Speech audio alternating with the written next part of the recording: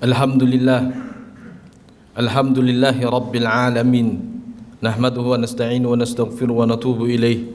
Wa na'udzu billahi min sururi anfusina wa min sayyiati a'malina. May yahdihillahu fala mudilla lahu wa may yudlil fala hadiya lahu. Ashhadu an la ilaha illallah wahdahu la syarika lah wa ashhadu anna Muhammadan abduhu wa rasuluh la nabiyya ba'da. Wa ba'd.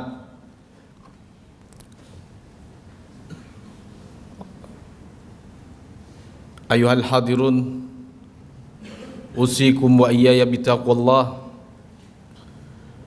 Wa qala Allah Ta'ala fil Qur'anil Karim, a'udzu billahi minasy syaithanir rajim, ya ayyuhalladzina amanu taqullaha wa qulu qawlan sadida yuslih lakum a'malakum wa yaghfir lakum dhunubakum wa may yuti'illaha wa rasulahu faqad faza fawzan 'azima. Wa qala nabiyyuna sallallahu alaihi wasallam, Allahumma salli ala Muhammad wa ala ali Muhammad kama sallaita ala Ibrahim wa ala ali Ibrahim innaka Hamidum Majid. La yazdami fi qalbi imri'in muslim al-iman was-suhhu. Rawahu Abu Daud. Fa inna asdaqal hadithi kitabullah wa khairal hadi hadi Muhammad sallallahu alaihi wasallam wa syarrul umuri muhdatsatuha wa kullu muhdatsatin bid'ah wa kullu bid'atin dhalalah.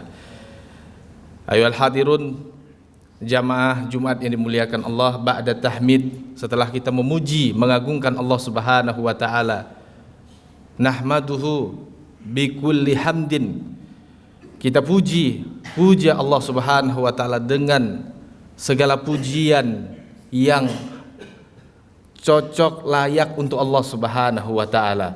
Dan begitu juga hadirin yang dimuliakan Allah, kita panjatkan salawat dan salam semoga tercurahkan kepada baginda Muhammad sallallahu alaihi wasallam. Allah Subhanahu wa taala berwasiat, ittaqullah, bertakwalah kalian kepada Allah, wa qulu qawlan sadida, dan katakanlah perkataan yang benar. Dan Nabi sallallahu alaihi wasallam bersabda, salah satu sabda Nabi sallallahu alaihi wasallam yang menurut khatib cocok untuk kita sampaikan sebagai wasiatut taqwa, bahwa Nabi sallallahu alaihi wasallam mengatakan, la yaztami fi qalbi imri'in muslim al-iman was-suhhu. Tidak akan berkumpul pada hati orang beriman iman sekaligus sifat pelit. Makanya hadirin yang dimuliakan Allah, diriwayatkan oleh Imam Ahmad dalam musnadnya bahwa ketika Rasulullah sallallahu alaihi wasallam sedang bersama dengan para sahabat Nabi sallallahu alaihi wasallam, tiba-tiba saja Nabi sallallahu alaihi wasallam ikhfa'atan. Tiba-tiba saja Nabi ketika duduk, lalu kemudian sejenak Nabi sallallahu alaihi wasallam tertidur dalam keadaan duduk. Dan sejurus kemudian, beberapa saat kemudian, rafa'a wajhahu mutabassiman. Nabi sallallahu alaihi wasallam angkat kepalanya sambil tersenyum, sehingga para sahabat ketika itu bertanya, lima dhahakta ya Rasulullah, ya Rasulullah, apa yang menyebabkan engkau tertawa ya Rasulullah? Lalu kemudian Rasulullah sallallahu alaihi wasallam mengatakan, baru saja Allah Subhanahu wa taala menurunkan satu surat kepadaku. Lalu dibacakan oleh Rasulullah sallallahu alaihi wasallam, a'udzu billahi minasyaitonir rajim, inna a'tainakal kautsar fashalli li rabbika wanhar inna syani'aka huwal abtar. Ayat ini atau surat ini hadirin yang dimuliakan Allah menerangkan beberapa tema, tapi yang paling utama dari temanya adalah ketika Allah Subhanahu wa taala mengatakan, inna a'tainakal kautsar, sesungguhnya kami ya Muhammad telah memberikan kepadamu al-kautsar, sesuatu yang banyak. Kata kautsar diambil dari katsura yaktsuru, dan kautsar itu sighah mubalaghah dari kasrah, sesuatu yang banyak. Dan ini dipahami oleh para sahabat dan para ulama kaum muslimin, maksudnya nikmatan katsirah, kami telah memberikan kepadamu ya Muhammad nikmat yang banyak. Fashalli li rabbika wanhar, maka karena nikmat yang banyak itu, fasalli, salatlah engkau ya Muhammad untuk Tuhanmu, wanhar, dan berkurbanlah. Jadi dari sini hadirin yang dimuliakan Allah, Allah Subhanahu wa taala ingin mengabarkan kepada kita bukan hanya kepada Muhammad sallallahu alaihi wasallam, bahwa nikmat Allah itu sudah begitu banyaknya Allah berikan kepada kita. Ini yang pertama. Yang kedua, atas nikmat yang banyak itu maka bersyukurlah. Bersyukurnya itu dengan beribadah kepada Allah, bisa ibadah badaniyah seperti salat, bisa juga ibadah hartawi seperti berkurban, zakat, sedekah, wakaf dan yang lainnya. Dan ini yang ditanamkan Rasulullah sallallahu alaihi wasallam, yaitu mendekatkan diri kepada Allah Subhanahu wa taala bukan hanya dengan ibadah badani tapi juga dengan ibadah hartawi. Makanya Rasulullah sallallahu alaihi wasallam dalam ceramah-ceramahnya sebut demikian, atau dalam wasiat-wasiatnya Rasulullah sallallahu alaihi wasallam mengajarkan kaum muslimin ketika itu, para sahabat, agar menjadi pribadi-pribadi yang dermawan dan menjauh sifat pelit. Dan itu yang terjadi, hadirin yang dimuliakan Allah. Itu yang terjadi, para sahabat itu dermawan sekali. Hadirin yang dimuliakan Allah, diriwayatkan ketika firman Allah Subhanahu wa taala turun, lan tanalul birra hatta tunfiqu mimma tuhibbun, surah Ali Imran, lan tanalul birra, sekali-kali tidak akan sampai kebaikan, maksudnya birrullah, kebaikan dari Allah, hatta tunfiqu mimma tuhibbun, sampai kalian menginfakkan, mewakafkan harta yang kalian cintai.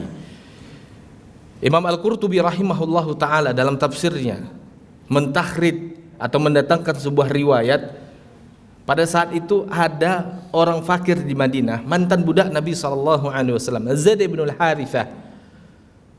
Begitu dia dengar ayat ini turun, lan tanalul birra hatta tunfiqu mimma tuhibbun, maka dia bergegas menemui Rasulullah SAW. Dia bawa satu-satunya kendaraannya, diriwayatkan nama kendaraannya Sabal.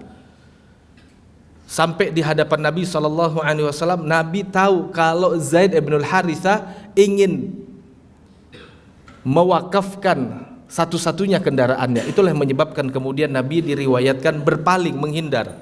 Sampai kemudian Zaid bin Al-Harithah mengatakan, ya Rasulullah, innama ji'tuka li atasaddaq. Ya Rasulullah, saya datang mau sedekah ya Rasulullah.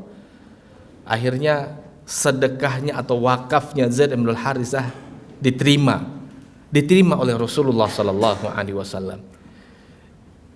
Ini sesuatu yang sulit, hadirin yang dimuliakan Allah, kalau masyarakat yang dididik oleh Rasulullah itu tidak dididik untuk dermawan. Ini sesuatu yang sulit kalau ternyata masyarakat yang dididik oleh Rasulullah itu orientasinya dunia saja, tidak melihat ada kebahagiaan akhirat, dan tidak melihat bahwa dengan membahagiakan orang juga melahirkan kebahagiaan. Dalam riwayat yang lain ditakhrid oleh Imam Bukhari rahimahullahu taala, begitu ayat ini turun, lan tanalul birra hatta tunfiqu mimma tuhibbun, ada seorang sahabat Nabi SAW diriwayatkan, beliau ini kana aktsarul bil madinati nakhlan, orang Madinah yang paling banyak kebun kurmanya. Kalau tadi fakir, sekarang sebut pengusaha. Begitu dia dengar ayat ini turun, dia datangi Nabi SAW, dia konfirmasi ayat ini benar nggak ini ayat. Begitu dia tahu benar ini ayat, dia katakan, ya Rasulullah, inna ahabba amwali ilayya bayroha. Ya Rasulullah, harta yang paling saya cintai adalah kebun kurma saya, kebun bayroha. Nanti jamaah kalau lihat dalam kitab Al-Muwatta disebutkan kebun Bayroha ini sebenarnya bagian dari Masjid Nabawi, atau tepatnya Abdullah bin Abbas pernah mengatakan kana mustaqbilal masjid, tepat di depan masjid, dan sekarang menjadi bagian Masjid Nabawi. Di kebun Bayroha itu ada bi'run ha, sumurnya masuk ke dalam Masjid Nabawi. Bisa ditanya syar'i di situ atau tukang sapu di situ, mana sumur ha. Yang diriwayatkan Nabi pernah mengatakan bahwa Nabi SAW pernah minum di sumur hak itu. Nah, ini harta yang paling dia cintai. Begitu ayat ini turun, dia katakan, ya Rasulullah, harta yang paling saya cintai adalah kebun kurma saya, kebun Bayroha, wa innaha shadaqatun lillah. Sekarang juga kebun ini saya sedekahkan ya Rasulullah. Arju birroha wa duhruha indallah. Saya berharap yang saya sedekahkan ini menjadi kebaikan untuk saya, dan saya berharap yang saya sedekahkan ini menjadi simpanan untuk saya di akhirat. Dan Rasulullah sallallahu alaihi wasallam ketika mendengar itu, Rasulullah mengatakan, "Dzalika malun rabih." Yang demikian itu adalah harta yang paling menguntungkan. Karena hadirin yang dimuliakan Allah, ketahuilah sebagaimana disampaikan Rasulullah, harta yang kita miliki ini kalaulah bentuknya pakaian, maka telah kita pakai dan telah usang. Kalaulah harta yang kita miliki ini adalah yang kita makan, maka sudah kita makan dan sudah menjadi kotoran. Kalaulah harta yang kita miliki itu adalah rumah, maka sudah kita gunakan dan suatu saat kita akan tinggalkan.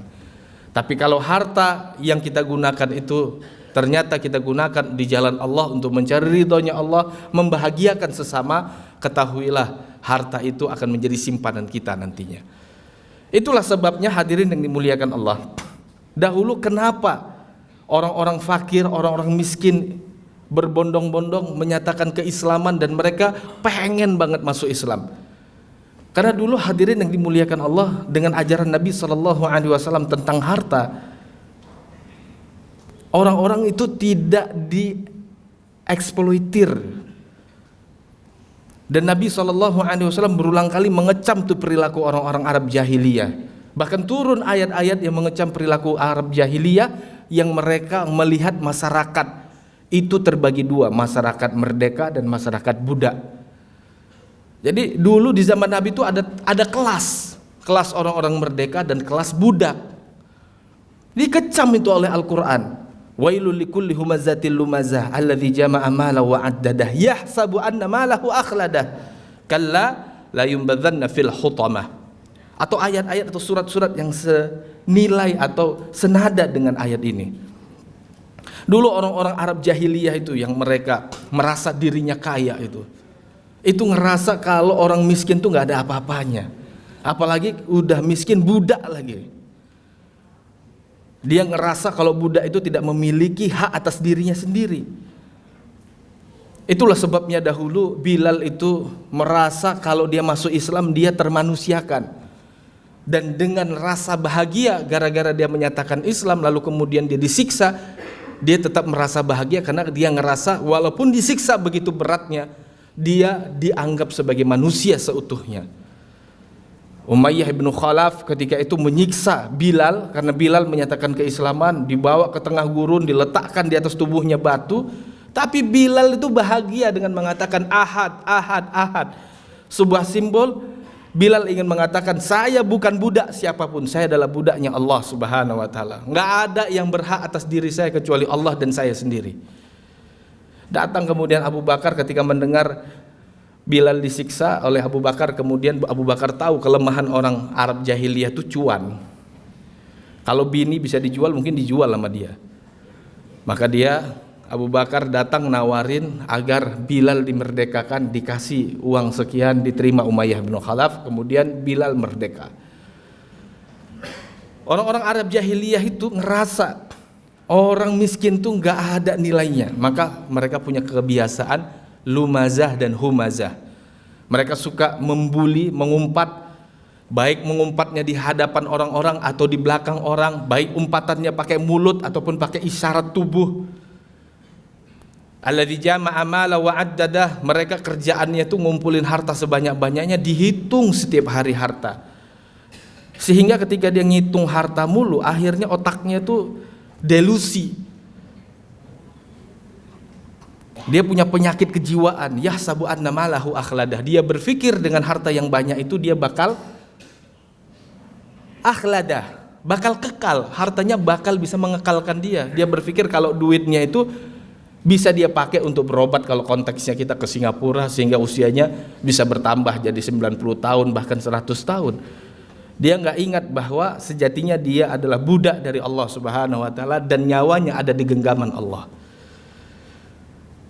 Itulah masyarakat jahiliyah yang dihadapi Rasulullah sallallahu alaihi wasallam, sampai kemudian Rasulullah sallallahu alaihi wasallam mengajarkan Islam, dan salah satu inti ajaran Rasulullah sallallahu alaihi wasallam adalah mengajarkan sikap kedermawanan dan mencela perilaku bakhil.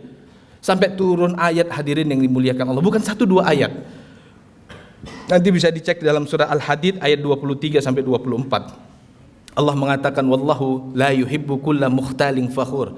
Allah itu enggak suka kepada siapapun yang mukhtal fakhur, sombong lagi membanggakan dirinya. Siapa itu orang yang sombong lagi membanggakan dirinya? Lalu kemudian Allah jelaskan pada ayat selanjutnya, alladzina yabkhaluna an-nasa wa ya'muruna an-nasa bil bukhli, yaitu mereka yang bakhil, yang kerjaannya duit dihitung-hitung mulu, disimpan-simpan mulu, dipikirin bagaimana duitnya beranak, bercucu, berpinak-pinak. Enggak kepikiran kalau dengan duitnya itu dia bisa beli surga. Enggak kepikiran dengan duitnya itu dia bisa bantu orang, kemudian membahagiakan orang lain, dan pada saat yang sama dia mendapatkan kebahagiaan sendiri. Enggak, itu enggak kepikiran dengan orang-orang Arab jahiliyah itu. Wa ya'muruna bin nas wa ya'muruna bil bukhli, bahkan mereka mengajak orang untuk bakhil juga. Dan ini juga karakter orang munafik, hadirin. Orang munafik itu ketika orang-orang muhajirin hijrah dari Mekah ke Madinah, itu kan begitu sampai di Madinah mereka fakir. Abu Bakar tadi ya kita ceritakan, Abu Bakar memerdekakan Umayyah bin Khalaf, punya lahan, aset di Mekah. Begitu hijrah ke Madinah enggak punya apapun dan status hidupnya menjadi fakir. Abdurrahman bin Auf, Suhaib Ar-Rumi tercatat sebagai pengusaha besar di Mekah. Begitu hijrah ke Madinah enggak punya apapun, enggak ada aset, enggak ada perusahaan yang bisa diklaim, enggak ada. Maka hadirin yang dimuliakan Allah, begitu mereka sampai di Madinah dalam keadaan fakir karena mereka terusir dari negeri mereka, ukhriju min diyarihim wa amwalihim yabtaghuna fadlan minallah wa ridwana. Rasulullah sallallahu alaihi wasallam mengajarkan para sahabat itu untuk saling tolong menolong. Politiknya ini disebut mu'akhah, dipersaudarakan. Maka disitulah diriwayatkan Sa'ad bin Rabi' misalnya mengatakan, saya punya lahan, ini kita belah 2 aja lahan besar saya ini, ambil mana yang kau mau, bagian depan, bagian belakang, oke. Tapi kemudian orang-orang munafik itu menggembosi kaum muslimin Ansor, orang-orang asli Madinah. La tunfiku alaman inda Rasulillah. Turun tuh ayat surat Al-Munafikun menceritakan perilaku mereka yang ngajak orang lain untuk bakhil. Jangan kalian menginfakkan harta kalian kepada orang-orang miskin yang ada di sekitar Rasulullah. Rasulullah tuh ingin agar ada keseimbangan begitu. Orang-orang kaya silahkan kaya, tapi jangan lupa orang miskin dibahagiakan. Dengan politik zakatnya, dengan politik sedekahnya, wakafnya, hibahnya, hadiahnya. Banyak banget sih ragamnya dalam ajaran Rasulullah sallallahu alaihi wasallam. Jangan kalian kasih kepada orang-orang miskin, melarat, fakir yang ada di sekitar Rasulullah hatta yang faddu, sampai mereka akhirnya menjauh dari Rasulullah. Sikap orang-orang munafik. Maka dalam khutbah terbatas ini hadirin yang dimuliakan Allah, saya ingin menyampaikan dari ayat kisah yang saya sampaikan ini, mari kita menjadi orang yang dermawan. Ini momen bulan Zulhijjah, momen sekali. Ini bahkan hari-hari 1 sampai 10 Zulhijjah ini hari-hari utama. Kalau kita sedekah atau kita kemudian kurban, niat kita, amal kita dilipat gandakan oleh Allah Subhanahu wa taala. Mari kita tunjukkan bukti kalau kita pantas masuk surga Allah Subhanahu wa taala dengan kita ibadah hartawi. Di antaranya kurban. Apa sih sulitnya kurban? 2.500.000 saja bisa beli kambing. Patungan di masjid saya aja tuh 2.500.000 untuk 1 ekor sapi. Kita aja bisa menghabiskan duit untuk jalan-jalan, konon katanya healing, lebih dari itu. Kok pingin investasi akhirat aja kita susahnya luar biasa. Maka hadirin yang dimuliakan Allah, ingat kenapa para sahabat dijanjikan surga oleh Allah Subhanahu wa taala. Mereka belum wafat, Allah sudah turunkan ayat a'adalahumul jannah. Allah telah sediakan bagi mereka surga. Karena salah satunya demi Allah dan Rasulnya mereka bisa berkorban apapun. Di antaranya adalah mengorbankan hartanya, membahagiakan orang-orang. Pantas kalau dulu orang-orang miskin itu berbondong-bondong pengen masuk Islam. Salah satunya karena ingin dibahagiakan oleh kaum muslimin, ingin dimanusiakan. Nah, hari ini risalah perjuangan kita itu adalah memanusiakan manusia dan membahagiakan orang-orang miskin melalui kurban dan yang lainnya. Kurban yang ada jangan dimakan semuanya. Coba kelebihannya itu kita kalengkan, kita gunakan untuk hal-hal yang lebih positif lagi. Misalnya kalau ada korban bencana alam, kebakaran rumah, maka daging kurban itu bisa solusi makan mereka. Mudah-mudahan apa yang disampaikan ini bermanfaat walaupun sedikit. Barakallahu li wa lakum fil Qur'anil karim wa nafa'ani wa iyyakum minal ayati wa dzikril hakim fastaghfiruhu innahu wal ghafurur rahim. Alhamdulillah, alhamdulillahi rabbil alamin. Wassalatu wassalamu ala asrafil anbiya'i wal mursalin nabiyyina habibina Muhammadin sallallahu alaihi wasallam. Allahumma salli ala Muhammad wa ala ali Muhammad kama sallaita ala Ibrahim wa ala ali Ibrahim innaka Hamidum Majid. Wa barik ala Muhammad wa ala ali Muhammad kama barakta ala Ibrahim wa ala ali Ibrahim innaka Hamidum Majid. Asyhadu an la ilaha illallah wahdahu la syarika lah wa asyhadu anna Muhammadan abduhu wa rasuluh la nabiyya ba'da wa ba'd.